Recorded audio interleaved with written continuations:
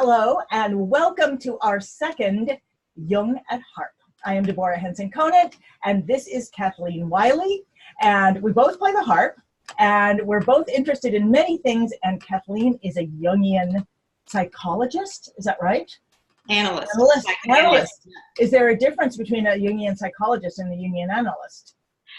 There's a difference in that licensure regulates use of terms. Oh, okay, so it's like a legal technical term. Right, it's a technical term, and it indicates a different difference in training and a difference in orientation of how one works. So, yeah. Wow, okay. We're going to talk about that at some point. And today we're going to talk about, the reason we wanted to talk is to talk about music and psychology and Jung. And this conversation started in your car, I believe, several years ago. And then we keep wanting to come back to it. And one of the things that I really wanted to talk about today is structure. Because in creativity and in my life in general, I consider structure to be the foundation of creative freedom. And not externally imposed structure, but I think of it as internal flexible structure, like a skeleton. And so I was really interested because I'm about to give a class that actually creates almost like a wireframe of an arrangement. And so I was just wanting to think of, what do you have to say about structure? Just kind of open it up. Where does structure fit with Jung? Well, it fits, first of all, with his whole model of the psyche. Yeah. Jung once said that we can have a generic blueprint for psyche, but every person needs their own individual manual. So that there's a structure of psyche that's common to all of us, but it's fleshed out differently with each individual, with each psyche or soul. Kind of similar, my guess is to your framework, your right. wire mesh. Right, that's right. Because the whole point of that wireframe is that it can be, it spawns or blooms over and over again different things. And that's why it's creative. It's like a seed or something like that just keeps blooming. So talk to me more about the Jung idea of this and the blueprint with different manuals. Yeah, so Jung has a structure, a model of psyche that says that our psyche has these different layers or components, these different psychic structures. The psychic structures start with the layers of the collective unconscious, the personal unconscious, and then our conscious self and collective consciousness. So there's unconscious and conscious, collective unconscious, personal unconscious, and then conscious ego, personal consciousness, and collective consciousness. And then within each of those areas are structures. So the archetypes and the instincts. Okay, so wait. So yeah. How many are there? Are there 6, did you say? Well, the way that I conceptualize it, and people conceptualize this differently, and there are different models. I always think of kind of like a seed shape. Okay, all right. The seed or the egg, and I split it into 3 levels. Okay. The collective unconscious. Okay. The personal unconscious. Okay. And then the conscious realm. Okay. And how is the personal unconscious different from the collective unconscious? The collective unconscious are instincts and archetypes that we all have access to by virtue of the fact we were born human. Okay. It's like within us. In the personal unconscious, we get different feedback loops of how particular instincts and archetypes have been activated and fleshed out according to individual experiences and temperaments. And what is unconscious? Just now. Right now, what we don't know.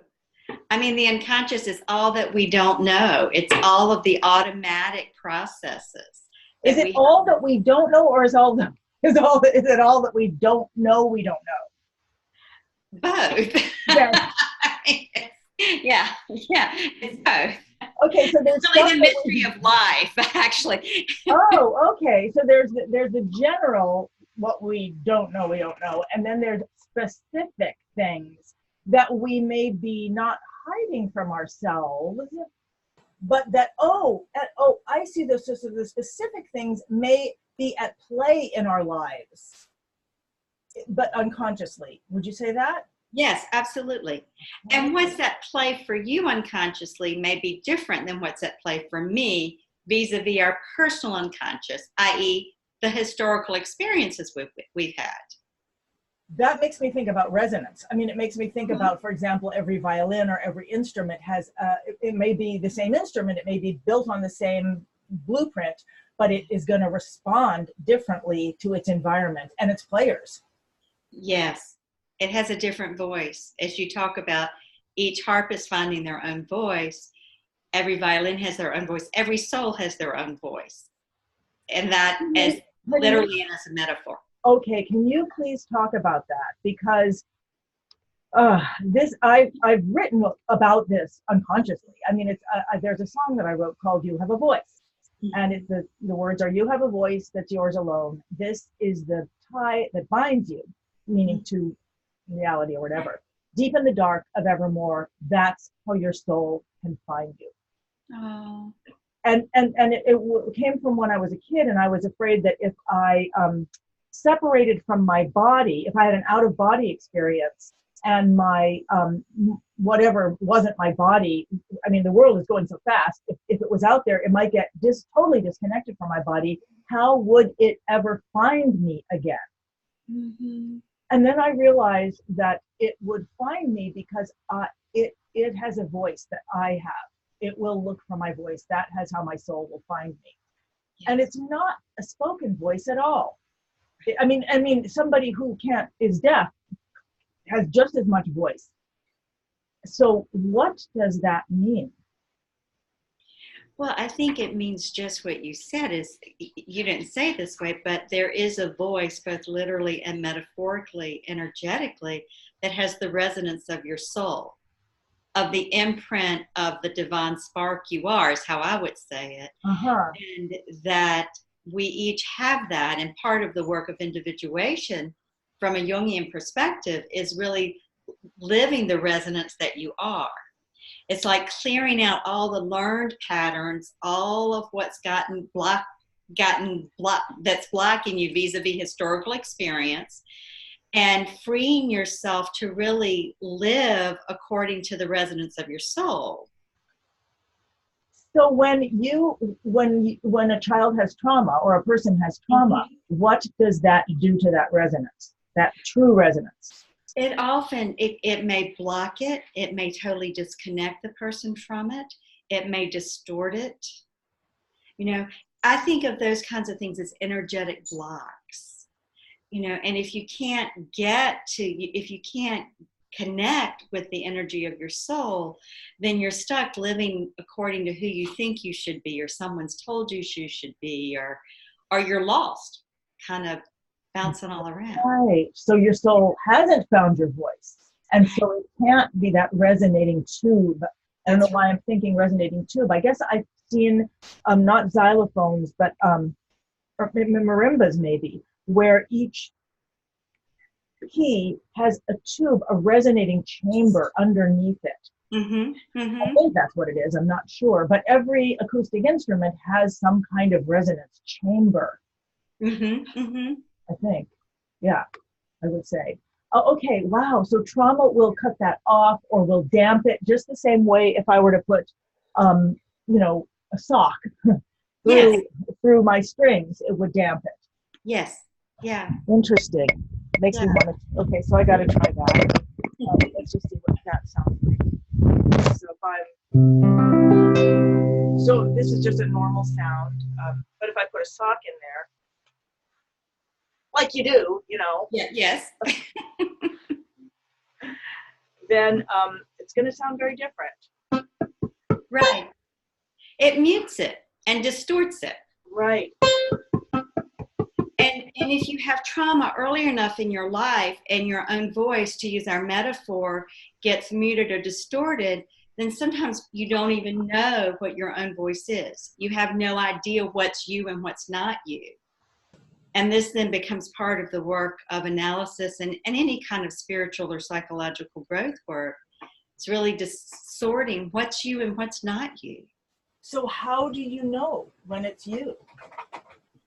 Well, that's a big question, but I think people know because there's just like a relief and a letting down in the body that's felt. It's one of those felt knowings. It's not an intellectual head thing, but it's like when people talk about having an experience of coming home again. Right. You know, where it's like coming back to their true nature. You feel it in your body. There's a certain resonance that you just know. That's really interesting. So when in the standard arrangement form that I teach in the Arrange Yourself class, there's always an introduction, something that I consider a transition that brings people from silence in. And it's often in the dominant chord for musicians. And then there is a melody that is, I often call it home. I think of it as you are presenting what is going to be home for this piece. So like, I'm just gonna go.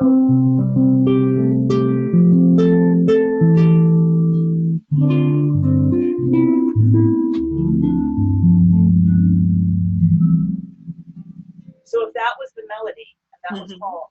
And then if I went on a little excursion,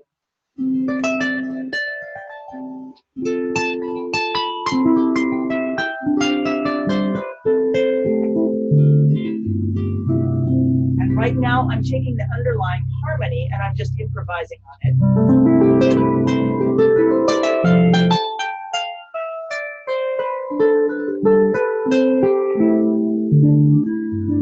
But I could even go to a different key.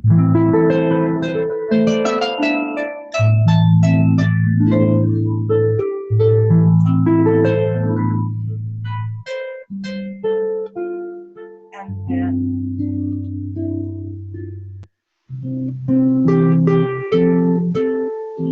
we feel like we're home. There's a feeling of coming home. And then we kind of, that's not enough.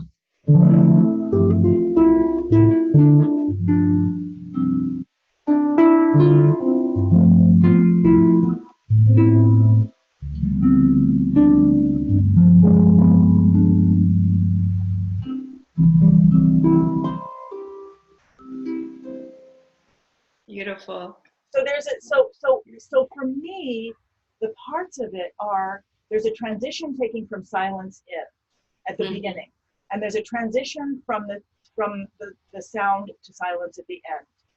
And then there's these, I'm looking at it not in order, and then there's a melody at the beginning and a melody at the end.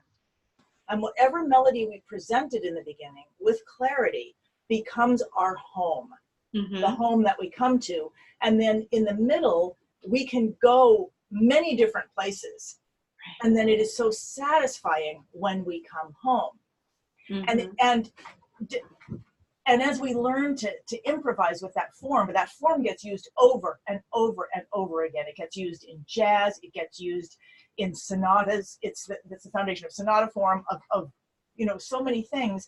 And I'm assuming that the satisfaction of it is that we get to play out literally that experience. Yeah, and in Jung's model of the psyche, the persona, which is one of those terms that's made it into the general public, the persona, Jung says, is the psychic structure that mediates between our conscious self or ego and the collective consciousness. So putting on a persona, having a persona, when you talk about adopting a role, would be like exploring.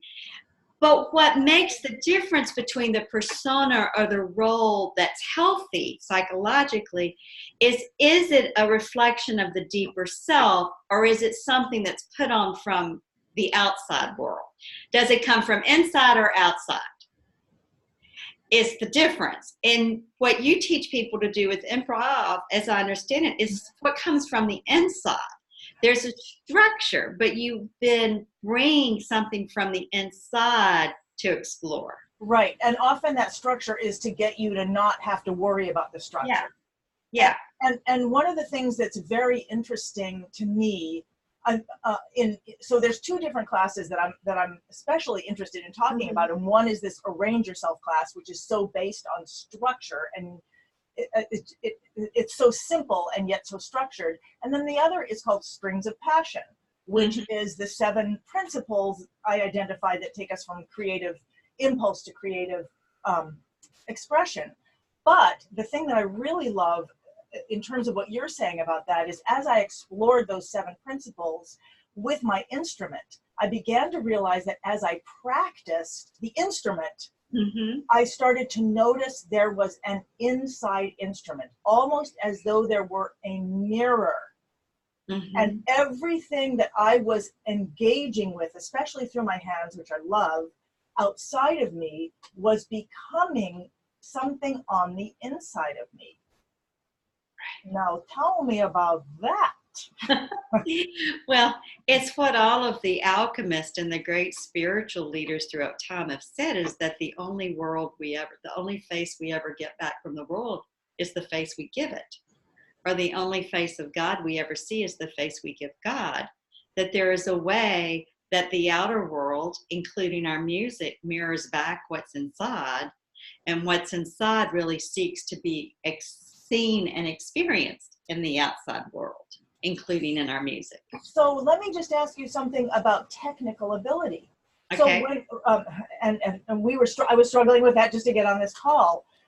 So when I work with adult beginners a lot, which I love, and I was an adult beginner, and because these are people who already have an expertise in their life and a sense of artistry and expertise in some part of their life, like you, and they're marrying it with the harp in a way. And so what comes out is just fascinating to me, because it's always something completely different based on their whole life, and then what happens when they wed that with the harp. Or the harp becomes what I call a platform for it, or a resonating body for it. So, what was I going to ask? Oh, what was I asking? So where was I? How did I get here? Mirroring. Oh, yes. Oh, technical ability.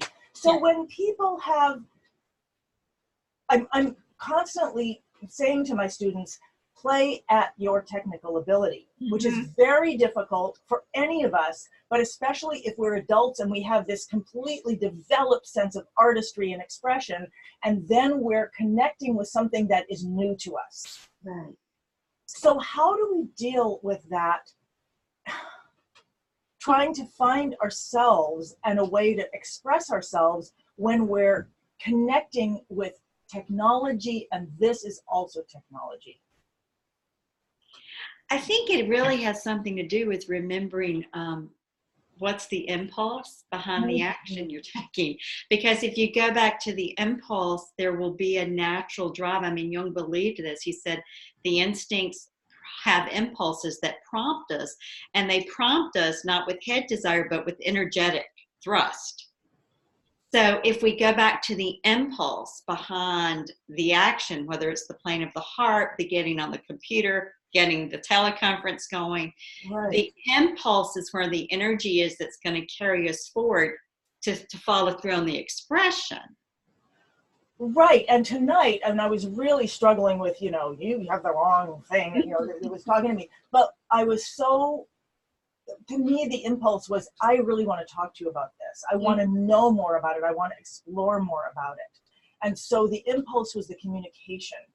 And in many ways, I was like, I just don't care. I want to make, I want this to work because that's the most important thing.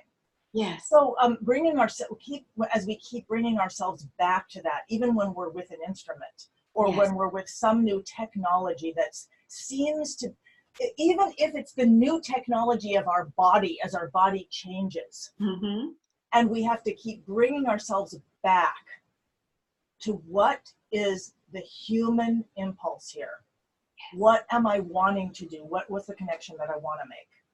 Yes, and and to being in relationship with it, because that's the other thing. Whether it's the being in relationship to our body, the being in relationship to our heart, the being in relationship to the computer, the being in relationship to one another, or the being in relationship to what goes on inside of us. You know, to our own historical self, to our own heart's desires and passions.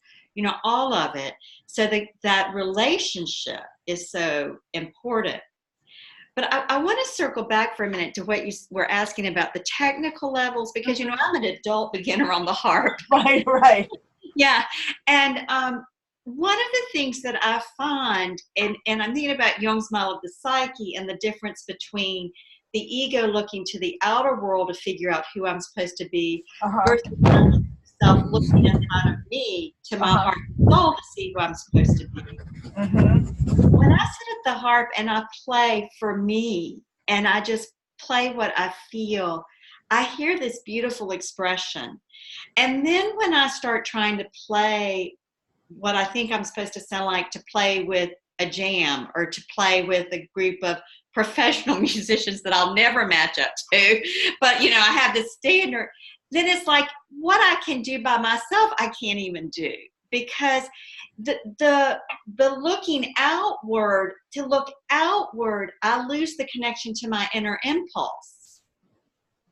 Wow. So when you are listening and responding to you, yes, it is a satisfying experience. And as soon as you put in, even into your just imagination, something from the outside of what you should do or what it should do. Yes.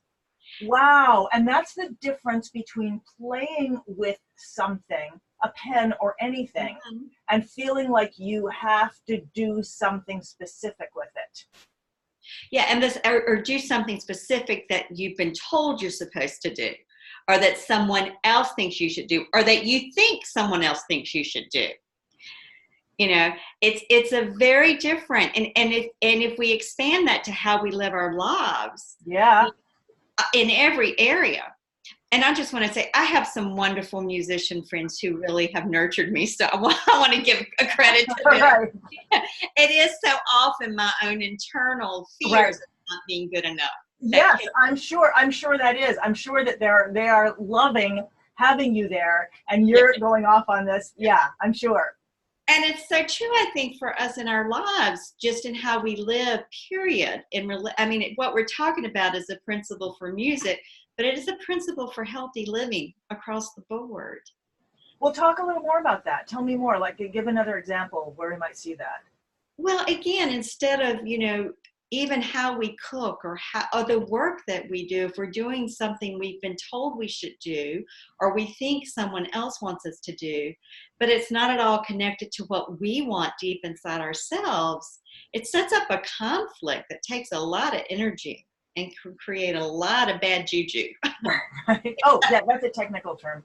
It's reminding me of something I've experienced, which is if I find something that I love the sound of on the instrument. Like I might find, there was just one thing I found a while ago. It was very simple, and I just like, it's out of tune, but let me tune this up.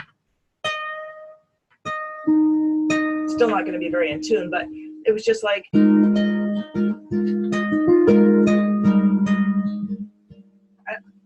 just that. I just wanted to play it over and over and over again. And I was like, you can't do that. You must make it into something. You know, you can't just play it. It must be a song. And I find that a lot of my students also think the same thing. I can't just find something and just like love that thing. There has to be more to it. You know, but what if there wasn't? What if you know, a single chord was just something you just loved, and you know, you brought people over to your house and you were like, listen to this chord. So why am I saying this? I don't know. Well, I think one of the reasons I'm saying it is because one of the things that I tried, so I have this belief that anyone can have a pinnacle musical experience playing Mm-hmm. can create a pinnacle musical experience for themselves at any level of technical ability, if they can really click into that technical ability. Uh-huh. If they're not trying to do something that they can't do, you could have that with a single note. You could have that with 2 notes. Anybody can have that. I mean, that's pretty amazing that anyone, it's almost like anyone can look at a rainbow. Mm-hmm. Anybody can have that amazing experience playing. And I believe when you have it playing, you can also give it to others. Mm-hmm. Mm-hmm. And yet we are constantly inhibiting ourselves. Mm-hmm. And one of the things I tried to do with Strings of Passion for musicians was to create these soundscapes where it was like a bed of sound, so that if you just played a single note, you could actually listen to it within that soundscape and feel what it might be. Right. To teach the experience of listening. And so how would I do that in other parts of my life? Well, I think it's the same thing. You set up a scenario where you can listen to what's going on internally and respond. I mean, meditation, stream of consciousness journaling. I know you have this, the writing as a part. Right, that's right, yeah. Yeah. So the meditation, stream of consciousness writing, any kind of practice, where you're slowing things down, slowing down the outside response to really listen, because that's what you did with the soundscapes. You provided this background where the idea was to just to show up and be present and experience it and then respond. Right. So suppose we did that with ourselves. Every morning, you start the day with a certain practice. I start the day with a certain practice. We start with a practice that it probably in its own way is intended to help us to just be still and listen to what's going on in the backdrop of me and my heart and soul. And then responding to that, and out of that place moving to create the music of the day, if we want to use the metaphor here. Or with the harp, create the literal music. You're making me think about, what music would I want to start my day with? Oh. What music would I create for myself to have that feeling? Because one of the things I like about the soundscapes is that there's a certain romance. And I don't even know what that means exactly. But there are certain sounds that we can play with, that I experience, create a sense of romance. Not necessarily sexual romance, but that life is beautiful and romantic and magical, and something could be around the corner, and and it's sweet and it's lovely. So, well, what is romance? Well, I'm not exactly sure myself, but I think what you're getting at, that you experience with the soundscapes, and I think what we all want, is a real sense of connection and union, a oneness. And I think, romance is the whole idea of how that happens. But I think that, what we really want is a sense of oneness. We want to be one with ourselves. That we want that sense of connection where there is this shared experience. So when you play for your audience, you want there to be a shared experience. That it's not just you and them, but there's something shared. So I think that the romance is something about that whole process of coming to a union. Yeah, and as you were talking, I realized when we go to a place that we would not have gone by ourselves. Yes. Yeah. Because the union requires 2 and not 1. Right. And and then when you are in 2, it's just something that neither one is by itself, and then each one changes as well. Yeah, and we want union with ourselves. I mean, again, from the point of Jungian psychology, for me, the whole journey is about a sense of oneness between ego and soul, or what Jung called the self with a capital S, but it's my conscious self and the larger self I am, which is far more unconscious, because we're all a mystery. I mean, it doesn't take us long we don't have to be awake very long every day to realize we're still a mystery, to ourselves even. But to have that oneness where I'm moving in alignment and I'm not in conflict with myself, I'm moving out of a sense of oneness. So I want to come back to that, and I want to think about this. So one thing about romance and music. So when there's a soundscape or there's a harmony and we're playing with it, whether we're playing with somebody else or whether we're playing with a soundscape or alone, there is a sense that our single note is affecting the harmonic whole. Mm-hmm. And there is a sense that the harmonic whole is affecting our single note.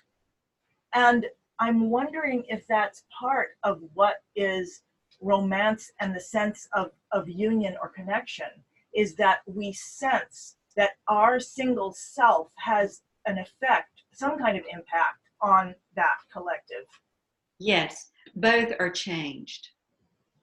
Both are changed.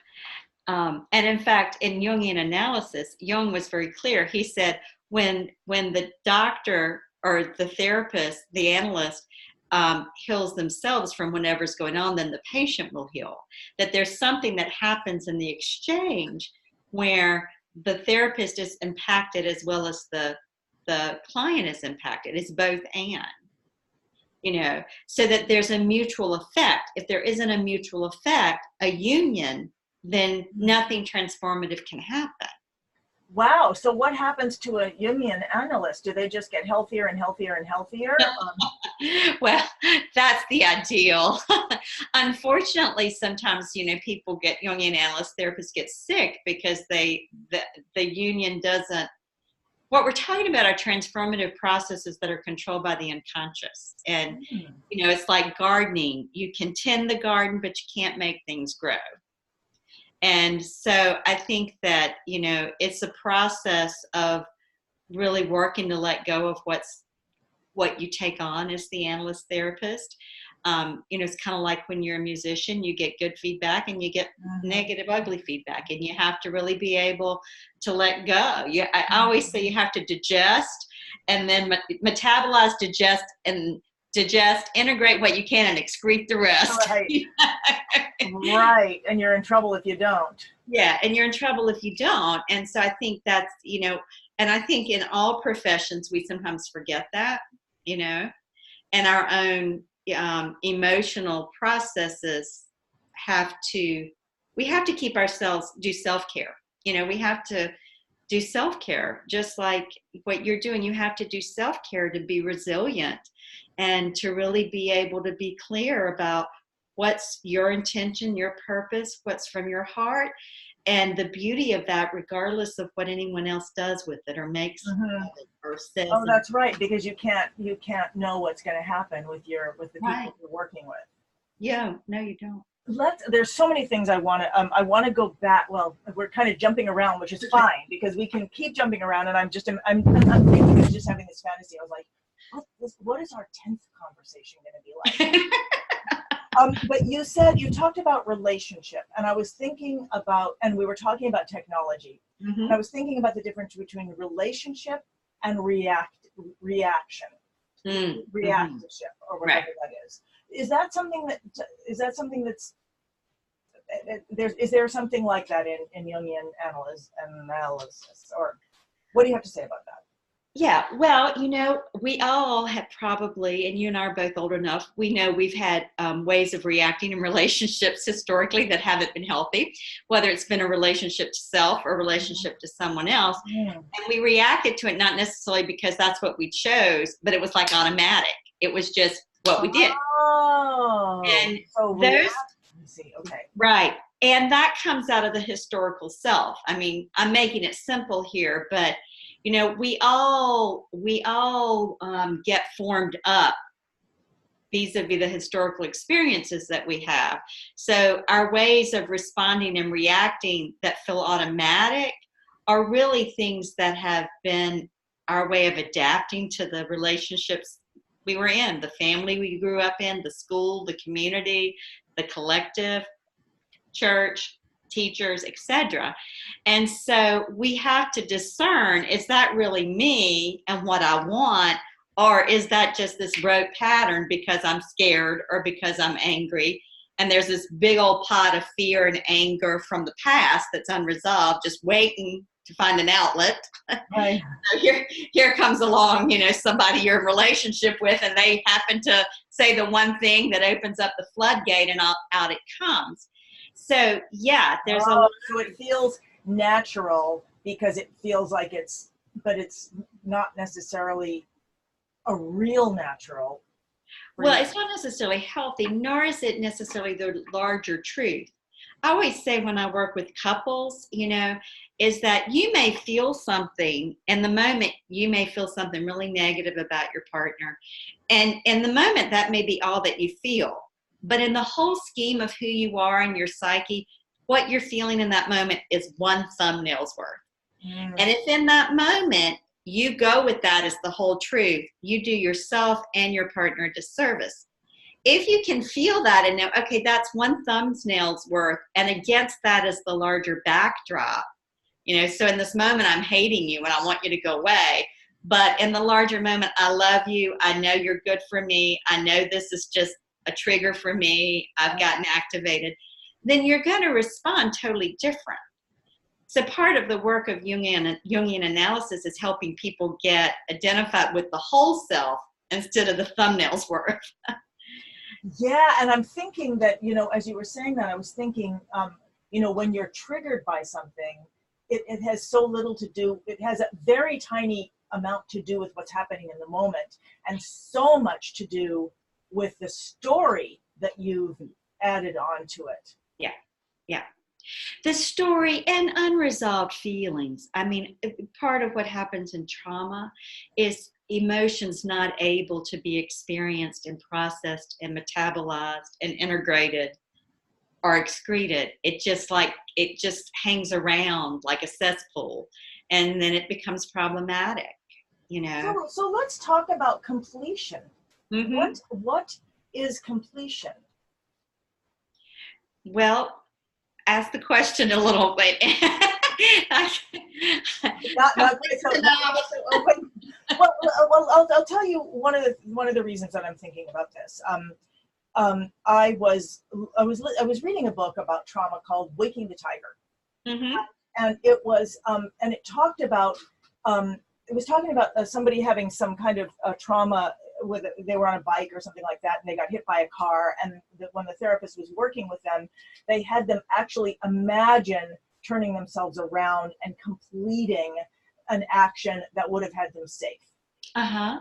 And I'd never thought about that, and but I was just thinking about it, and I was out running, and I was thinking about my mom, who died very early, and there were some things that happened before she died that has kind of haunted me. Mm-hmm. Things like, she was an incredible artist, a performer, and she was working in some little shop or something like that, and the owner was quite mean to her. Mm-hmm. And here was this amazing artist who just felt completely like she couldn't do anything. And hearing that about my mother has just been, it's not the kind of thing I can share. It's not a story and I probably never talked about it. But it really affects me, that one little story. And so when I was running, I thought, what would happen if I completed that story in a different way? Mm-hmm. And so I did. I told the story to myself, and this all happened within 5 minutes while I'm out running. I told myself a different story, that she's working in this, it was somewhere in a forest. It was like a ranger station. It wasn't a ranger station, but it was like one of those stations you come to. Anyway, so I told myself that she was working there. She did a beautiful job. She loved it. She sang while she was doing it. And one day a man walked in who just fell in love with her. And they ended up being together and loving being together. And she's still alive today, being happy. And so something happened in my body when I told that story. Mm-hmm. Now I know that story's not true, But I don't also know that maybe the story I've been telling myself may not be true either. The story of pain and humiliation and, you know, whatever that story was. Like, what's that all about? Well, I mean, I think in that case, Deborah, what you've done is you found a way to hold your mother, giving her what it is you really wished for her to have had. Uh-huh. And maybe at some point she did have that. So in a way, what you've done is you found a way to hold her and provide comfort for her and for you from a horrific memory. Right. And I think we do have to find ways to comfort ourselves with our pain. We have to find ways to hold ourselves. And you made a good point. You don't really know if the story you told yourself was really the way it was. Right. We don't know that. But what we do know is that it touched something deep in you and made you very sad, and that you needed to find a way to be able to be with that in a way that you could redeem it. And redeem it. And sort of complete it. Yeah. And my guess is that memory will change for you how you respond to other people. That there may be times where you would have been a little more short or a little whatever. I mean, I know I get that way, and but that this memory will kick in to help you take the deep breath and respond like you would have wanted them to respond to your mother. Yeah. Right. I think completion from a Jungian perspective, I don't really know how to answer that, except that I do believe that the goal is about wholeness. The path and the work is about wholeness. And wholeness means holding together all the parts of who we are and all the complex of opposites. I mean, Jung says the psyche is a complexio oppositorium. He uses the Latin. He uses the Latin for it. We're a complex of opposites. Say that again, a complexia oppositorium? Complexio oppositorium. If there are any Latin scholars watching, I'm sure I slaughtered it with my Southern phonetics. Yeah, but that's great. Complexio oppositorium. That's like, you know, it sounds like what it is. Complexio oppositorium. Yeah, we're this complex of opposites, you know? And so the whole work from a Jungian perspective is not about ever completing our journeys or completing ourselves, but it's about becoming more whole.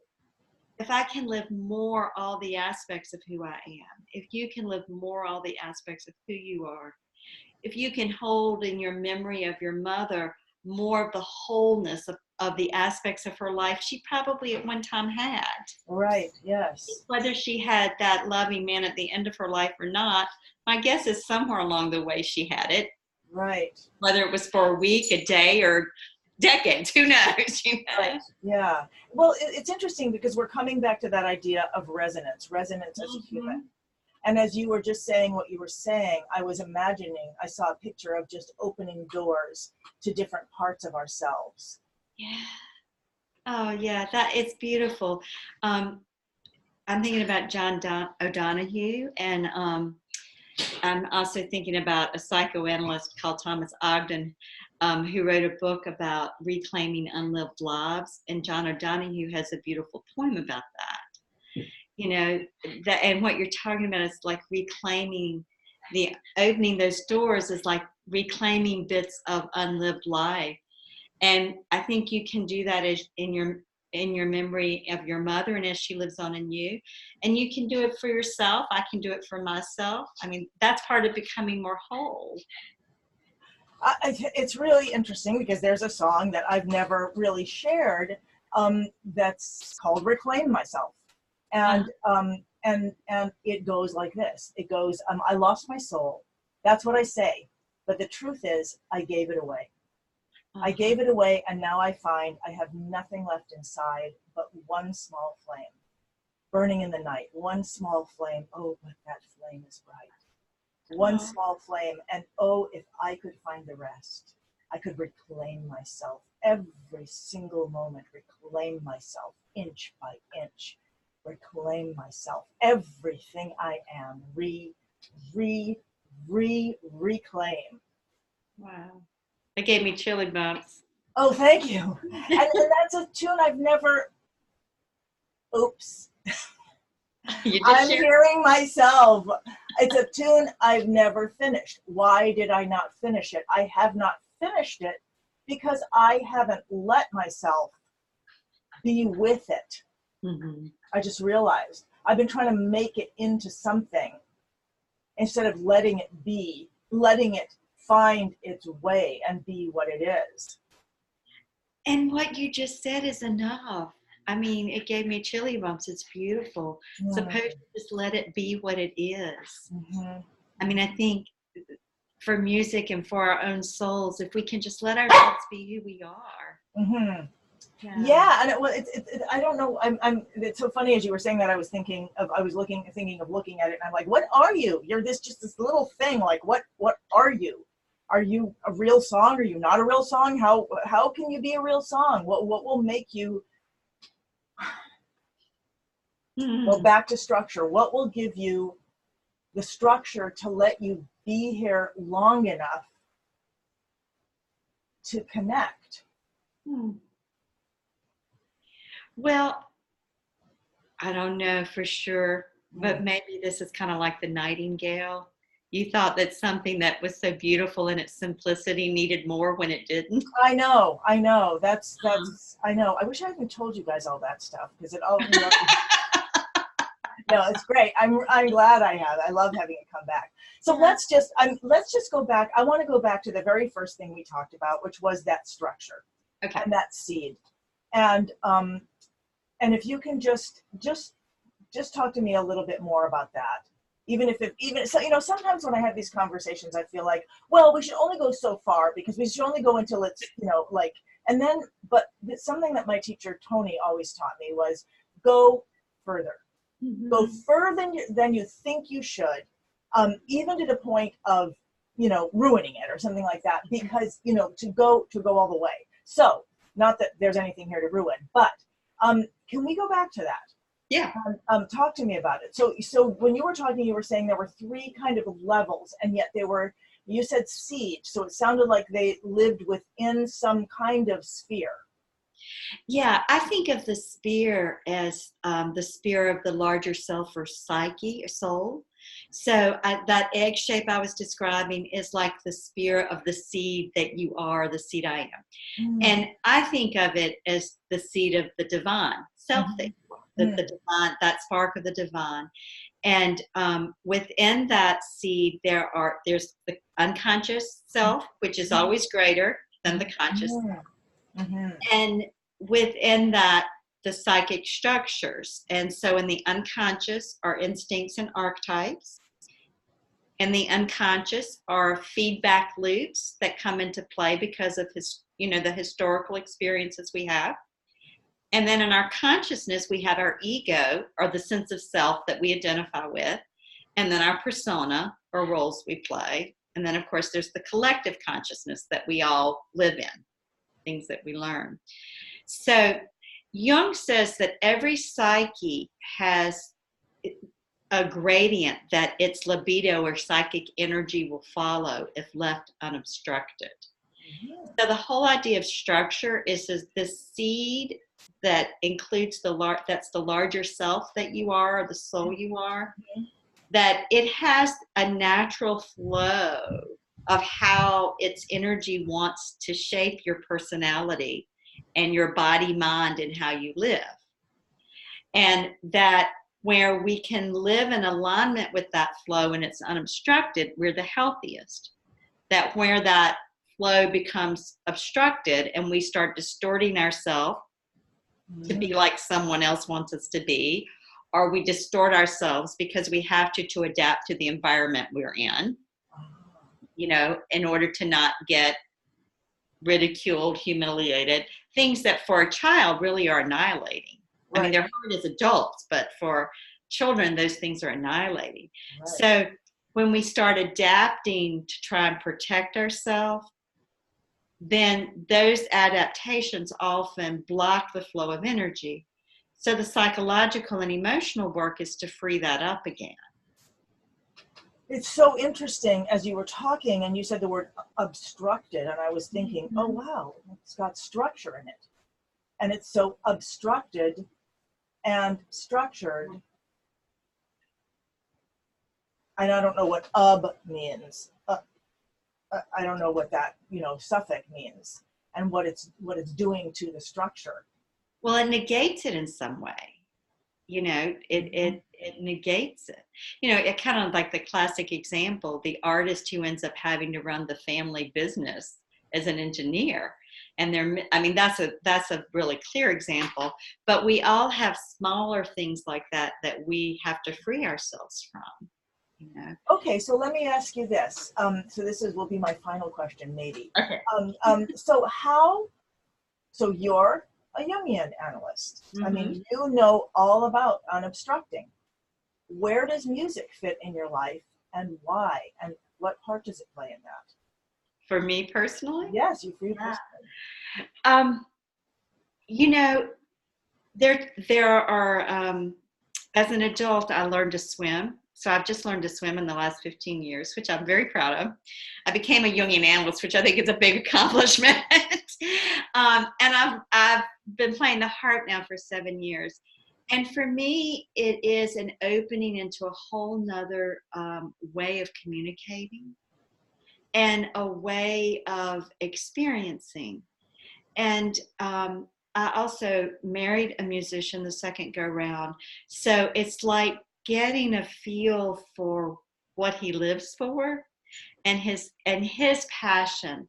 So it also has given me an understanding and an understanding. It's like music instead of words. and communicating, and how each has its power and each has a healing effect when it's the vehicle that's needed. For me, I think too much, so that playing the harp is great for that. Of course, it also is what interferes with the harp playing sometimes. I want to overthink things instead of just be with it. So for me, it also is a way to help me shift into another gear, which I need help doing. Now, what do you do when you start finding yourself overthinking it? And how do you know that that's happening? Oh, I can usually, because I start messing up. Oh, okay. It's amazing how sometimes I can have played through a song I've been struggling with, and I'll just sit down. My little dog is saying hello. I can just sit down and I'll play it through, and it'll be beautiful. And oh my gosh, I got that. I finally got it. Then the second time through, because I've thought about it, I don't get it, So it's like really realizing where the head interferes versus facilitates. That's interesting, because that's reminding me of what you were saying about what happens to us when we're just trying to be ourselves. Yes, yeah. And we hear these voices that get in the way from our being ourselves, And so for me, it's like, with the music and my relationship to the harp, it gives me an invitation to move beyond some of these things. It also mirrors these things to me. And it just brings me joy. I mean, the harp is so beautiful. It's just, the one note on the harp is, the fiddle. John, of course, plays all the folk strings except the harp, but fiddle is primary.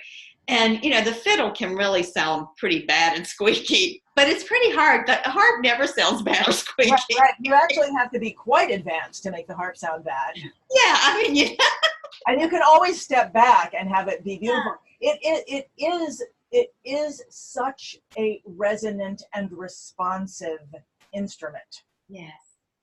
Yeah. And it is so completely vulnerable to the human.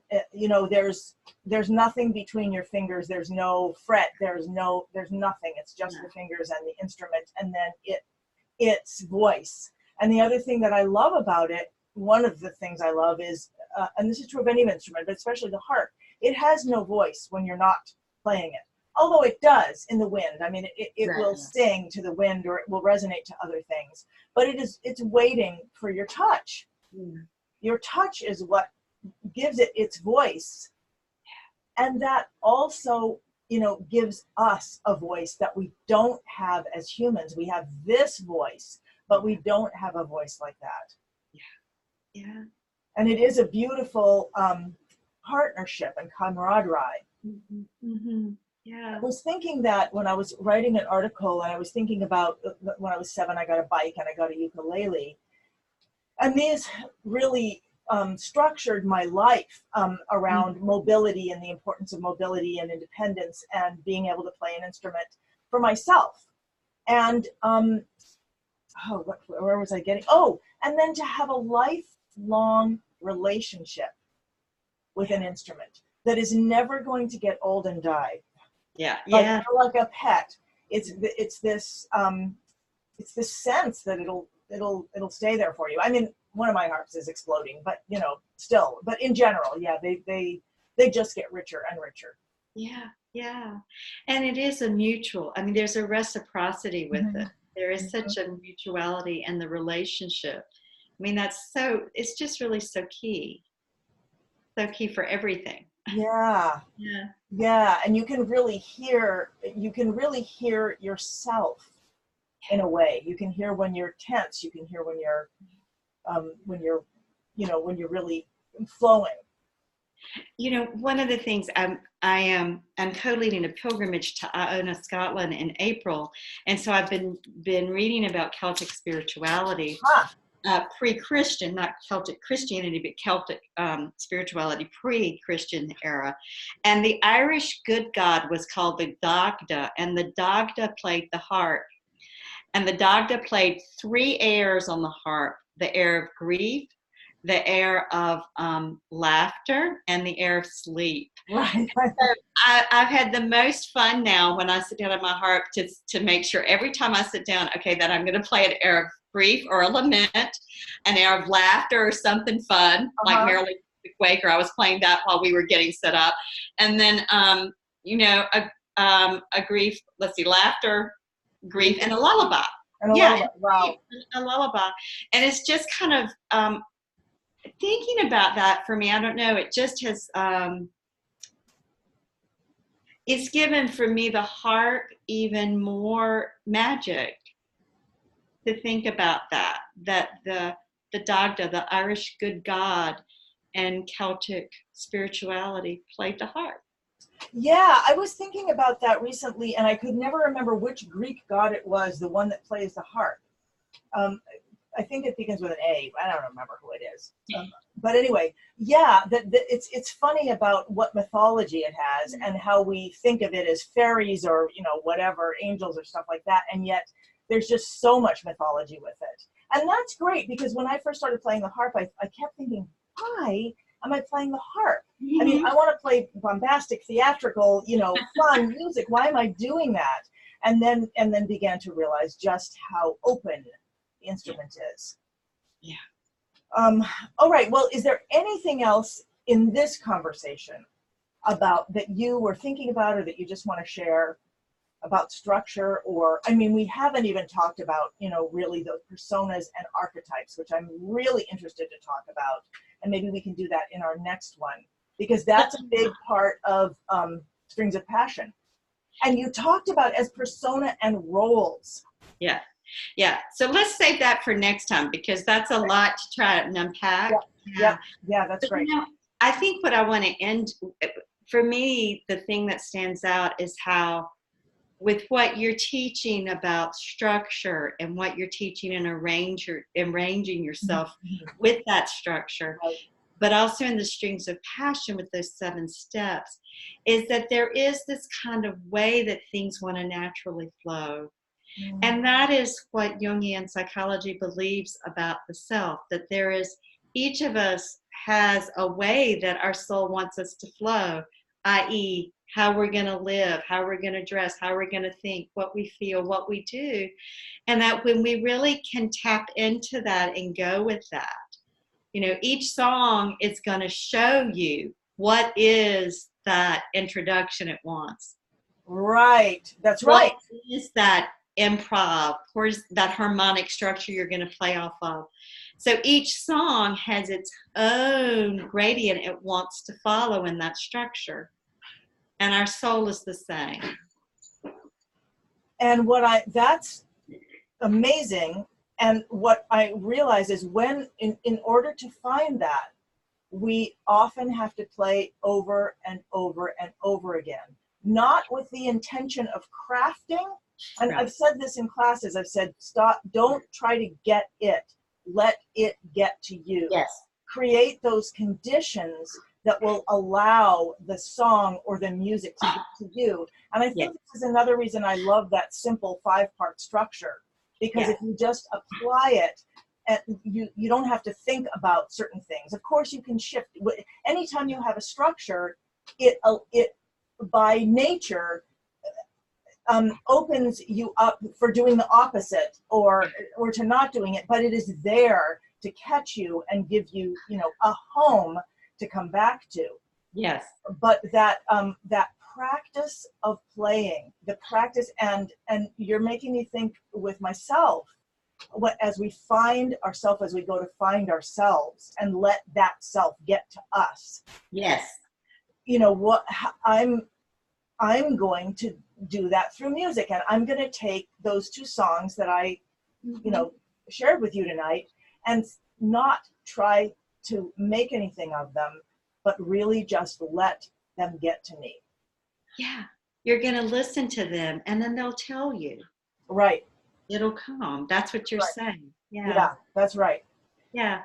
Yeah, that's beautiful. Thank you, Kathleen. I love these. It was fun. And I look forward to the next one. And thank you so, so much. Yeah, you are welcome. Okay. Okay. Bye-bye. Bye.